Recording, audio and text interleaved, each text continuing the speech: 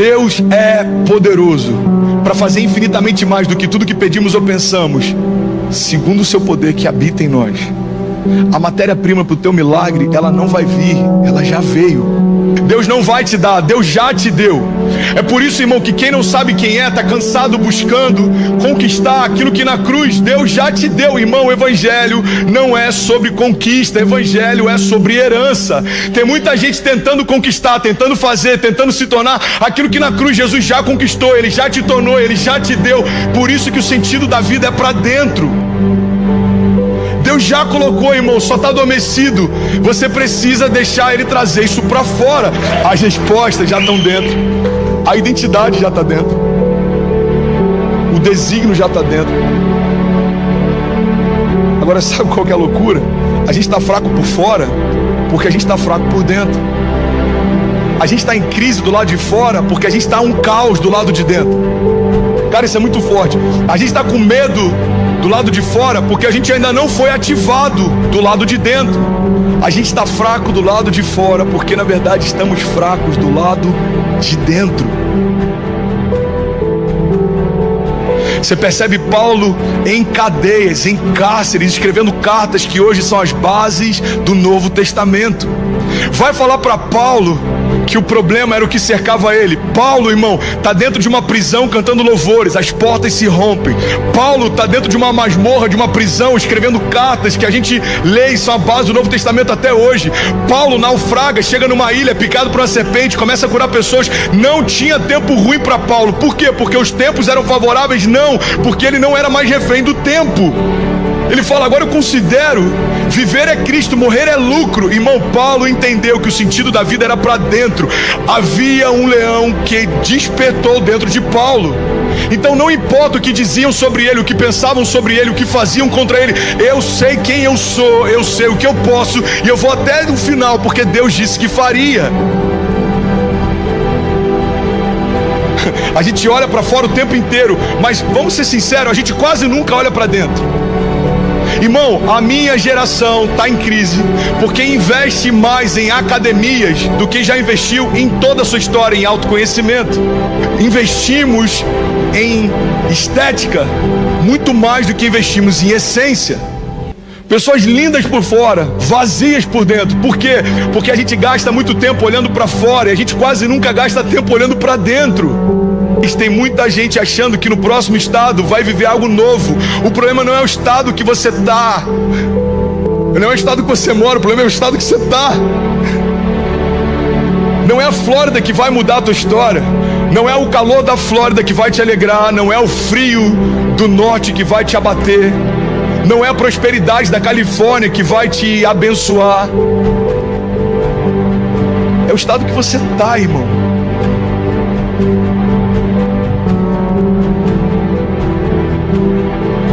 A gente vê bilionários que tiram a própria vida porque se tornaram milionários. O problema dele não era a fortuna, o problema dele era a pobreza. Ele era tão pobre que ele só tinha o dinheiro.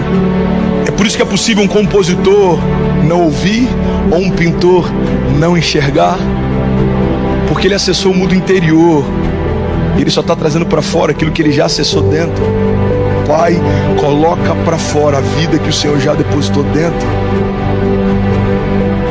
Existe um leão dentro de nós, irmão. Nós somos quem Ele diz que nós somos. Existe um leão dentro de nós.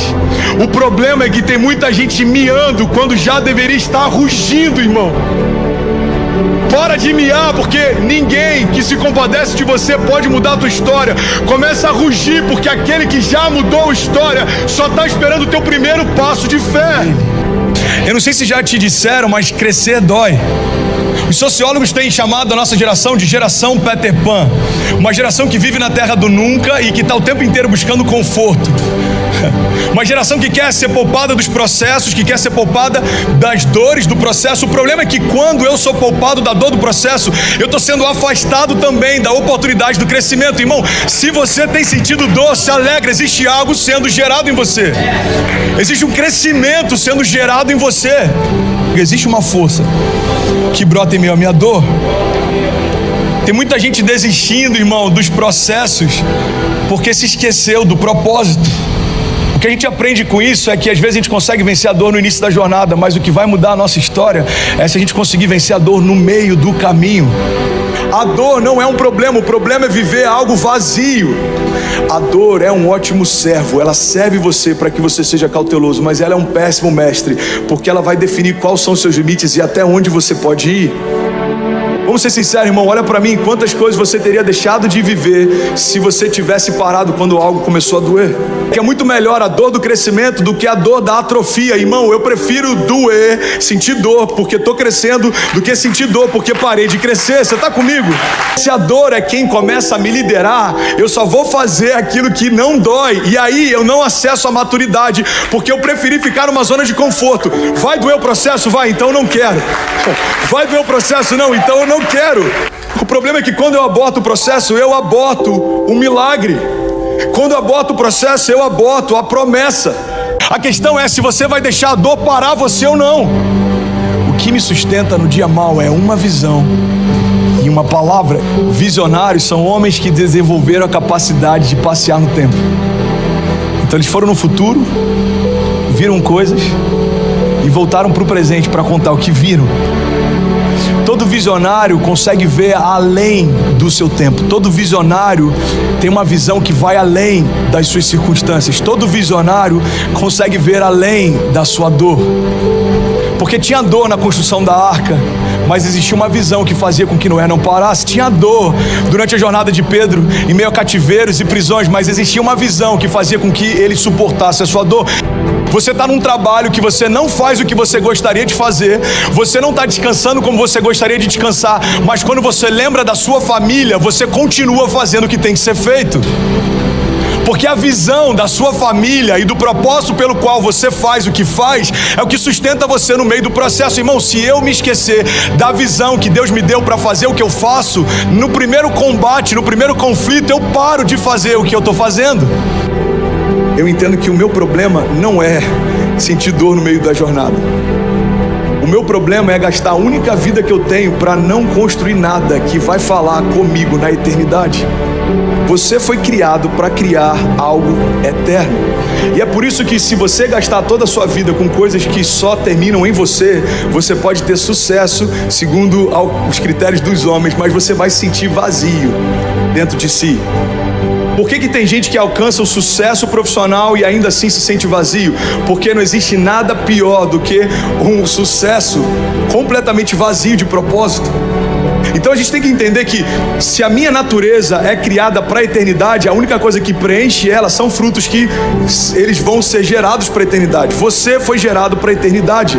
Você deve conhecer centenas de pessoas que tiveram sucesso aos olhos dos homens, mas ainda assim são vazios de Deus.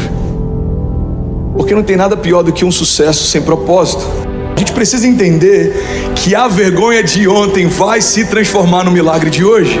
Então uma vergonha familiar pode transformar você num canal de cura para famílias. Uma vergonha financeira, uma quebra, uma falência pode transformar você num canal de vida para ministrar sobre provisão. É que em todo o processo da nossa jornada de fé vai existir dor, mas existe uma força que brota dessa dor. Você está comigo? Diga amém. Deus dá uma direção para Noé e ele fala: filho, prepara uma arca. Quando Deus pede para Noé fazer isso, não existia chuva ainda. Então Deus está dando uma direção para que Noé faça algo que não faz sentido, num tempo que não faz sentido. Você está comigo? Você pegou? Então Noé começa a construir o que Deus falou. Noé começa a construir uma arca. E ele passa 1 década, 2 décadas, 3 décadas. Noé está lá, confiante na única palavra que ele recebeu. Ele está construindo a arca. Até que chega um tempo em que a chuva começa a cair.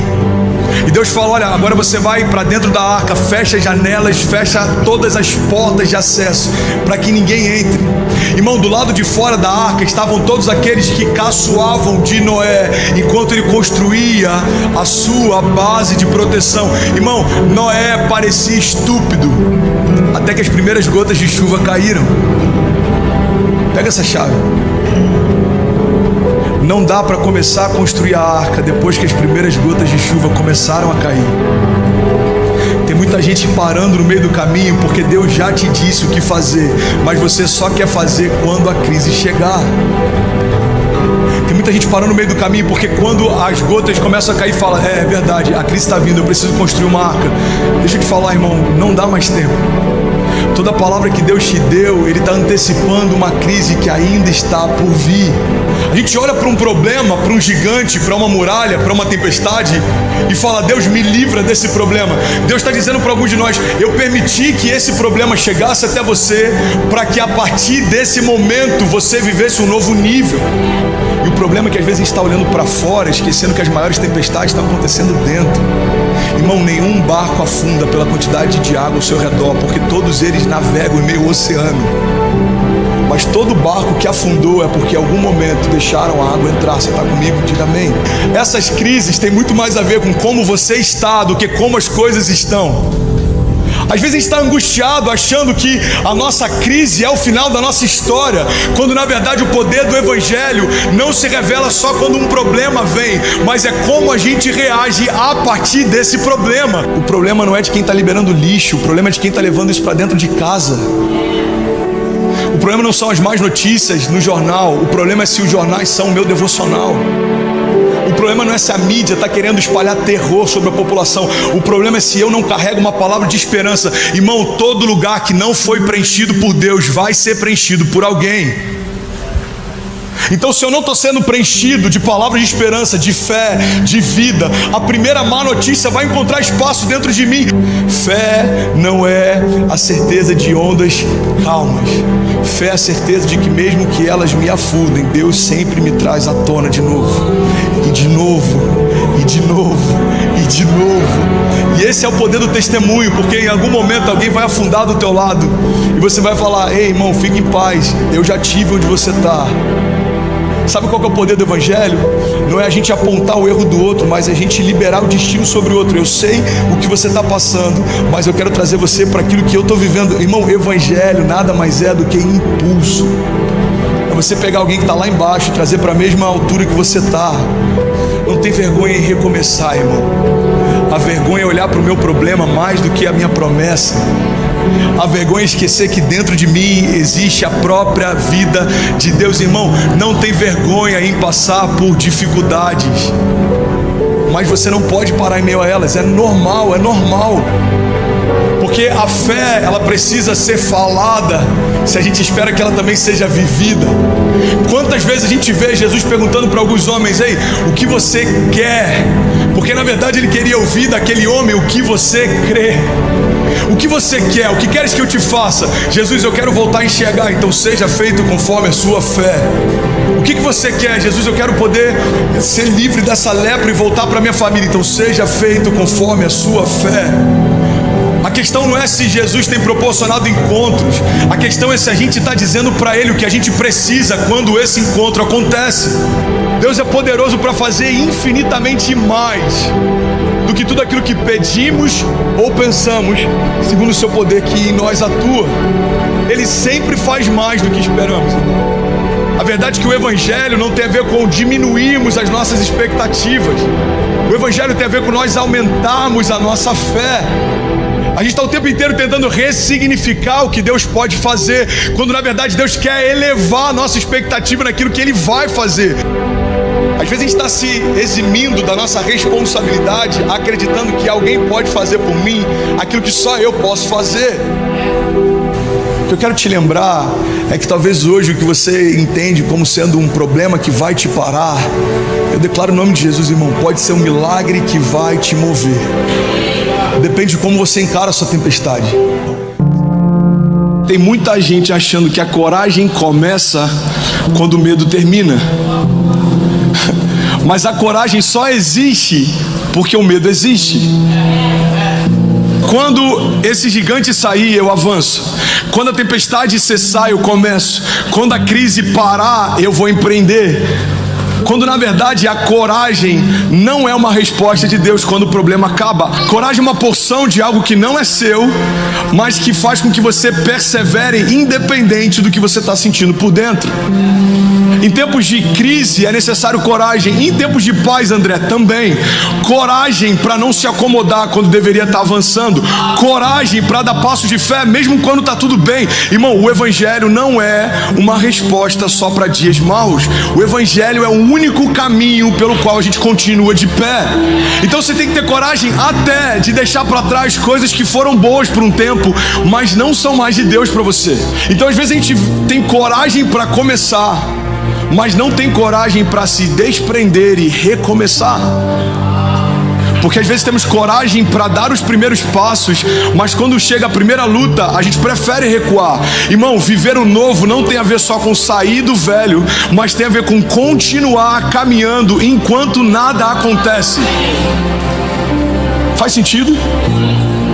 Enquanto nada acontece, enquanto parece que coisas não estão se movendo, enquanto parece que portas não estão se abrindo, é exatamente nesse lugar que a gente precisa de ainda mais coragem. Coragem não é só para quem está em crise. Coragem é necessária para qualquer pessoa em qualquer estação. Quem sabe o que carrega não tem dúvidas em relação ao futuro que o aguarda. Você está comigo? Diga amém. Coragem tem a ver com a gente se lançar.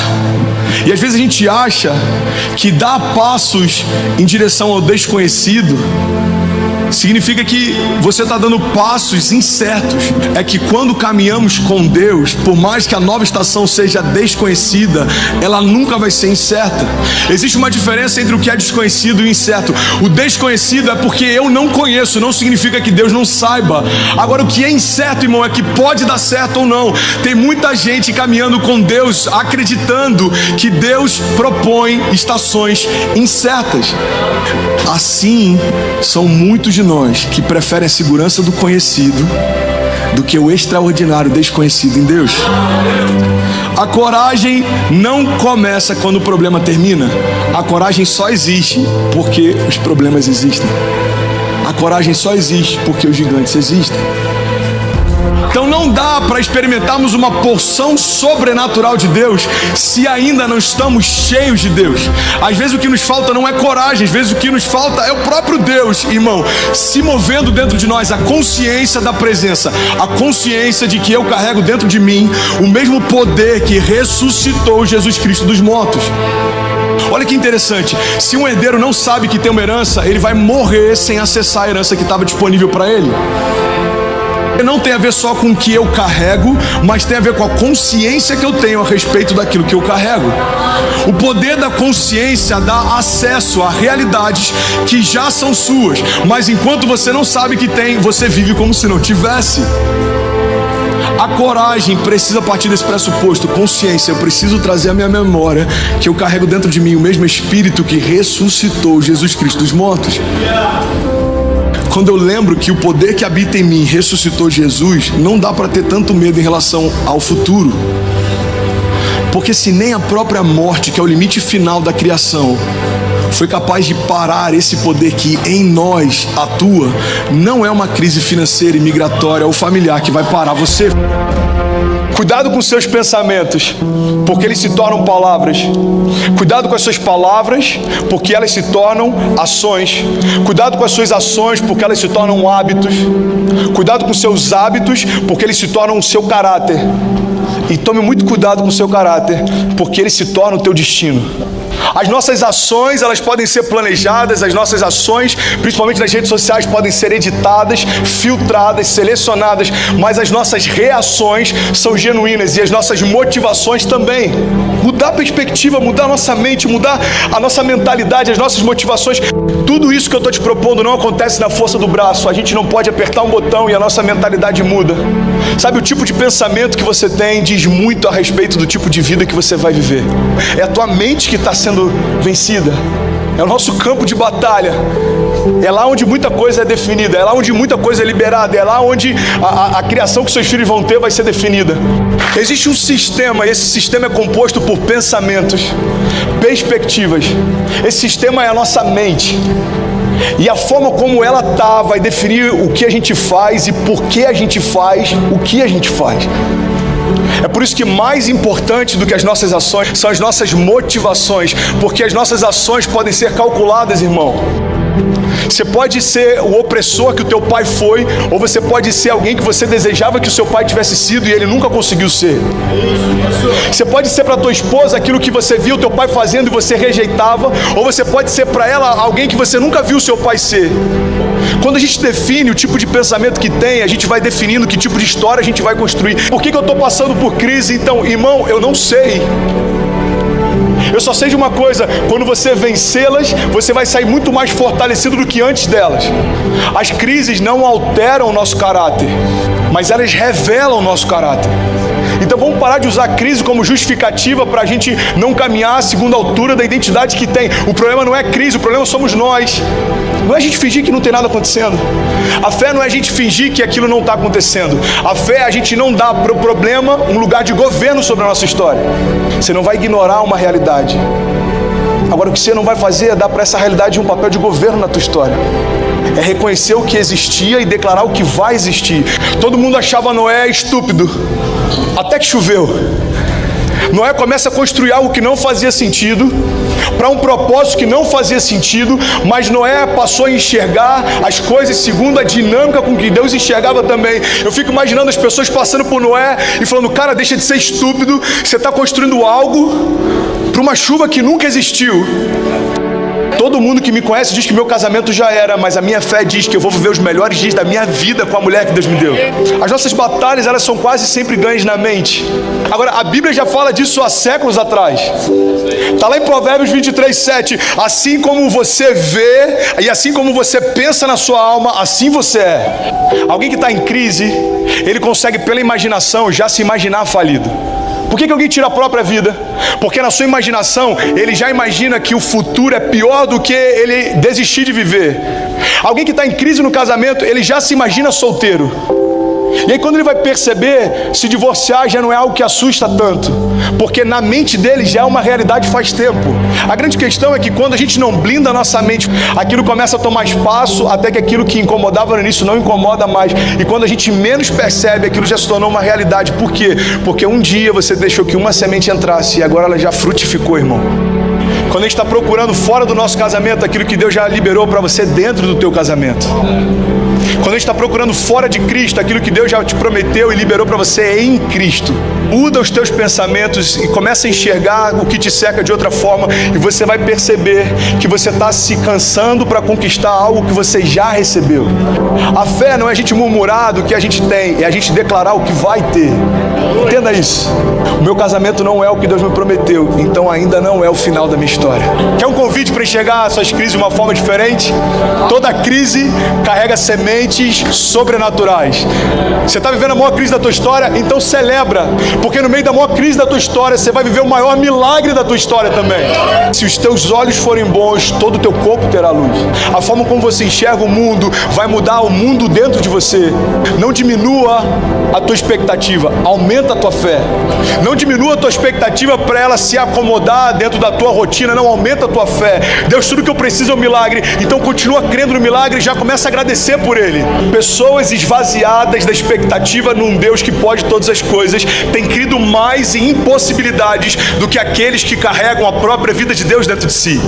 Eu quero falar um pouco com vocês sobre essa vida abundante, sobre a preocupação de Deus em fazer com que a nossa vida nessa terra, a nossa passagem por aqui, seja algo inspirador, seja algo extraordinário, algo incrível. Se nós desejamos obter uma vida abundante, vamos precisar reunir estratégias para lidar com os momentos difíceis, com os momentos de adversidades. Eu não sei se você gosta de UFC ou do MMA, mas uma das coisas mais importantes de um grande lutador é o que fazer depois que uma boa pancada no queixo. Como se comportar depois de uma pancada feia, uma perda grande, uma adversidade muito intensa. Hoje eu quero ver com você essa vida abundante. esse ensinamento bíblico de como nós podemos reagir ou recomeçar depois de uma grande crise. Crises, elas estão aí para serem vencidas ou para vencer. A vida é dura para quem é mole, certo? Se você acha que há um complô contra você e que só você que sofre, mantenha mais diálogo e você vai descobrir que não há uma trama no mundo contra você. O que Deus precisava fazer para nos dar vitória, Ele já fez. Agora depende de uma posição sua. Se nós queremos vencer, muitas vezes teremos que fazer leituras, observarmos o ambiente. O que você está fazendo? Você está com um problema profissional? Você está precisando de um emprego? É isso, de um trabalho. Tem coisas e para se resolver e você recomeçar, tu tem que tirar de dentro de tu. Se não está acontecendo nada na sua vida, não é por isso que Deus não é Deus. Porque às vezes você não cria um ambiente para as coisas acontecerem na sua vida. Muitas pessoas não recomeçam porque querem levar para a próxima fase coisas que tem que ter ou que tem que ficar na fase anterior. Pessoas que tem que ficar na fase anterior, que não pode ir para a próxima fase com você. Pare de chorar por aquilo que deveria ter saído da sua vida há muito tempo e Deus tirou. Aprenda a lidar com as fases. Chega um tempo onde você tem que sair para viver o incrível, o extraordinário. Muitas pessoas querem ficar no conforto. Então o que está te prendendo lá atrás? Aprenda a deixar isso e ir para a próxima fase da sua vida. Deus está esperando você fazer o que nunca fez, para você viver o que nunca viveu. Pare de reclamar das coisas que não acontecem na sua vida. Você está entendendo? Então não é fácil, nunca é fácil para ninguém. Só que nós não conhecemos a história de todo mundo. Nós só conhecemos e a nossa é muito dura. Se você quer ser um vencedor e recomeçar, tem que trabalhar. Você quer recomeçar a sua vida, trabalhe e construa uma história. Muito mais que esperar o milagre, você pode criar um ambiente, um cenário para que ele aconteça. O maior profeta do seu futuro é você mesmo. Você só tem uma oportunidade de viver, só essa. Numa vida única, curta e rápida, você só tem uma possibilidade: vencer. Evite o erro. Tudo que você plantar, você vai. E o plantio é opcional. Você planta o que quer, mas só pode colher o que plantou. E você sabe que é o pior do plantio? É que na hora de colher, o negócio aumenta para os dois lados. Se tu fez coisa boa, na hora de colher, tu faz algo bom, tu colhe algo sensacional. Agora, se tu fez uma besteira, segura, porque na hora de colher as besteiras parece que multiplica. Olha o que está acontecendo comigo, porque plantio, o negócio é recalcado, sacudido, transbordante, tanto por bom como por ruim. E sabe qual é o grande problema nosso? Nós olhamos para um vencedor e só olhamos para seu momento, nós não olhamos para a sua história. A maioria das pessoas acha que nós já nascemos tendo e fazendo o que fazemos. O que você precisa? Para ser um vencedor, você precisa andar num carro extraordinário, porque você acha que é essa a imagem que você vai vender? Você quer morar numa mansão? Morar numa mansão é fácil, difícil é torná-la uma casa em lar. O que você é bom em fazer? É isso que pode mudar a sua vida. Se é relevante ou não perante a sociedade, perante as pessoas ou não, você veio com dom para fazer o quê? Desempenhe. E à medida que você vai desempenhando, você vai mudando de nível. E a melhor maneira de ser o melhor no que você faz é não querer ser melhor que o outro, é querer apenas ser melhor do que você mesmo amanhã. E é assim que funciona. Vamos sair daqui para viver o incrível, o extraordinário, o sensacional. Um dos grandes argumentos das pessoas que não vencem é a ausência de recursos. Pessoas olham para o que tem, olham para a sua situação, para a sua realidade e olham para seu ideal. E quando elas fazem essa perspectiva, elas descobrem que o distanciamento é tão grande, que o nível de recurso que elas têm à sua disposição no momento é inviável para que elas se tornem vencedoras. Pare de esperar o momento adequado. O momento oportuno é agora. É já. O dia mais importante da sua vida qual é? Hoje. O momento mais importante é agora. Porque muitas pessoas passam por essa vida sem saber quem são, porque a identidade está altamente atrelada à missão. Quem não descobre o que veio fazer corre o risco de não descobrir nunca quem é, ter crises de identidade. Nós precisamos entender que se conseguimos estabelecer um estilo de vida onde nós vamos agir pela visão, acreditando que apesar de todas as adversidades, de todos os problemas e de todos os obstáculos que estarão ao nosso redor, e não se iluda, eles estarão lá. Não existe facilidade para ninguém. Se os nossos olhos forem maus, nós vamos levar a nossa vida, os nossos negócios, a nossa família para um ambiente tenebroso. Se nós aprendermos a enxergar as coisas por visão, que subjuguem a visão física e natural, nós vamos conseguir levar a nossa vida para um outro patamar. Alguns resolvem viver numa escuridão total, abrindo mão de tudo, vivendo uma vida extremamente limitante, não enxergando basicamente nada. E se você está satisfeito indo além, não prive a pessoa e não force-a a sair de onde está para viver o que você está vivendo. Se você deseja viver o incrível, sensacional, o extraordinário, também tem para você, e isso não é pecado. Vai viver o incrível, o sensacional, ampliando a sua visão e não a sua vista. Melhora a sua visão e você vai ver que as coisas vão começar a acontecer na sua vida. O que a vista pode fazer em determinados ambientes e momentos da nossa história. Hoje você está desempregado, hoje você está vivendo uma crise, ou se não está vivendo hoje, certamente amanhã você vai viver. Talvez alguns aqui nesse momento, a palavra seja um ambiente de terapia para você, de tratamento, mas talvez seja uma prevenção para que você hoje se abasteça de algo que você vai utilizar amanhã para lidar com o seu momento de adversidade. Está na hora de você amar como nunca amou para ser amado como nunca foi. Está na hora de você cuidar de seus filhos como nunca cuidou, para amanhã eles cuidem de você como você jamais imaginou que eles cuidariam. Está na hora de nós fazermos o extraordinário, sensacional. Saia desse vácuo, meu filho, porque você vai ter história para contar. A respeito de quem? De você mesmo.